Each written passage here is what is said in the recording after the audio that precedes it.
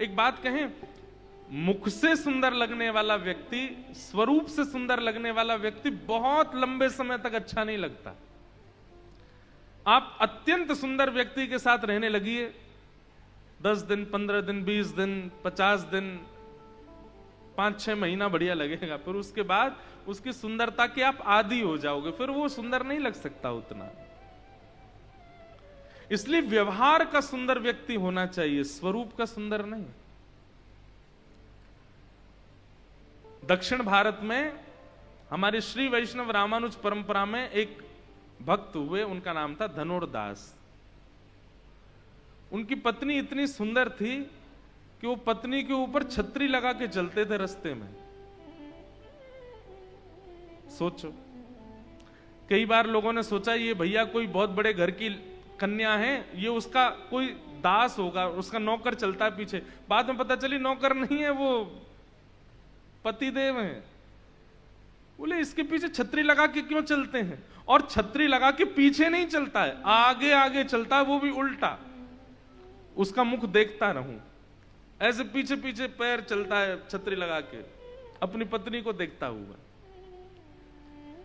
सब लोग उसका उपहास करते थे, सब लोग उसकी हंसी उड़ाते थे, लेकिन उसको इससे कोई फर्क नहीं पड़ता था, उसको खुशी होती थी। एक दो बार पत्नी ने कहा भी, आप पूरी दुनिया के सामने तुम ऐसे चलते हो, सब हंसी उड़ाते हैं, देखो जोरू का गुलाम जा रहा है, देखो कैसा आ सकता है पत्नी में, छतरी लगा के चलता है, उसको देखते हुए चलता है। धनुर्दास जी को इससे कोई फर्क नहीं पड़ता, वो लोग बोलने दो लोगों को, मैं तो तुमको देखता रहूंगा। लेकिन एक दिन आचार्य चरण की दृष्टि उस पर पड़ गई। भगवान की सवारी जा रही थी, पालकी में बैठ के ठाकुर जी जा रहे थे, लोग बाग नाच रहे हैं, गा रहे हैं, गाजे बाजे बजा रहे हैं, लेकिन इतनी व्यवस्था में भी धनुर्दास सामने से निकला, पत्नी को देखता हुआ ही निकला। गाजे बाजे, नाच गाना, पुष्प वर्षण, ठाकुर जी की पालकी, इतना सब कुछ होते हुए भी धनुर्दास ने एक बार भी इधर नहीं देखा, पत्नी को देखता हुआ ही जा रहा है।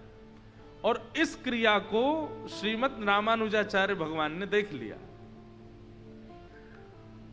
सब लोग तो उसका उपहास कर रहे थे, पर आचार्य चरण सोचने लगे, ये रूप का कितना आसक्त है। अगर ऐसी आसक्ति इसकी ठाकुर जी के रूप को देखने में हो जाए तो ठाकुर जी इसको प्रत्यक्ष प्राप्त हो जाएंगे। और रामानुज स्वामी जी महाराज ने धनुर्दास को अपने पास बुलवाया। धनुर्दास पहुंचा तो रामानुज स्वामी जी बोले, भाई तुम अपनी पत्नी से बहुत प्रेम करते हो। बोले वो है ही इतनी सुंदर, मैं क्या बताऊं, उसको देखे बिना मेरा मन ही नहीं लगता। तो रामानुज स्वामी जी महाराज बोले, अगर तुम्हारी पत्नी से सुंदर अगर मैंने किसी को दिखा दिया तो तुम क्या करोगे? तो धनुर्दास ने कहा, पहली बात तो मेरी पत्नी से सुंदर कोई होगा नहीं, लेकिन अगर उससे सुंदर भी आपने मुझे कुछ दिखा दिया तो मैं आपको वचन देता हूं, मैं जीवन भर उसका दास बन जाऊंगा, आप दिखाओ।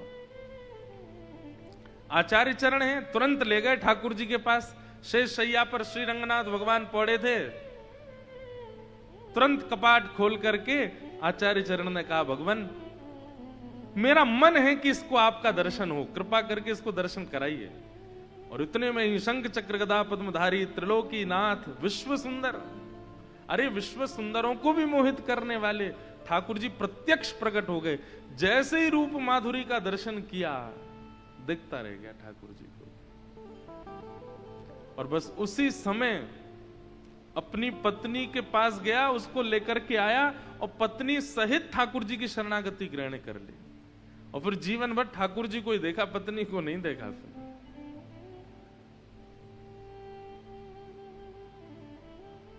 एक चीज बताएं, हमारे ठाकुर जी के आप हर रूप को देख लीजिए। श्री राधा रमन लाल, राधा वल्लभ लाल, बांके बिहारी लाल, जगन्नाथ भगवान, द्वारिकाधीश, बद्रीनाथ, जहां जहां हमारे ठाकुर जी विराज रहे हैं, सब जगह आप लोग देख लीजिए ठाकुर जी का वर्ण कैसा है, अत्यंत कृष्ण, काले हैं ठाकुर जी। जगन्नाथ महाप्रभु को देखो, ऐसी ऐसी तो आंख है उनकी, लेकिन फिर भी उनके प्रति आकर्षण क्यों हो जाता है? क्योंकि वो रूप प्रधान नहीं है, वो स्वभाव प्रधान है, वो स्वभाव प्रधान। महाप्रभु जगन्नाथ जी के रूप को देखकर